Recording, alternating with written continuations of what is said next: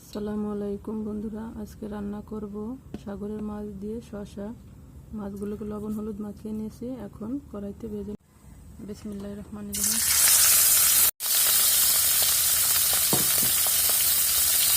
মাছ ভাজা হয়ে গেছে, এখন তুলে নেব।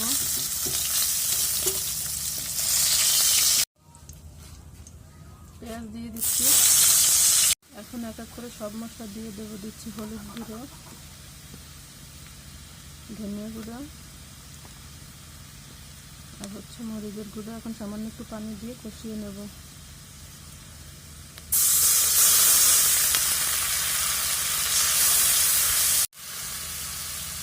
দিয়ে দিচ্ছি স্বাদ মতো লবণ।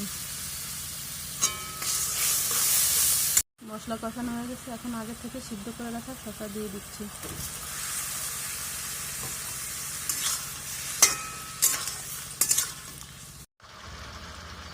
মাছ শসা কষানো হয়ে গেছে, এখন ঝোলের পানি দিয়ে মাছ দিয়ে দেব। মাছ দিয়ে দিচ্ছি।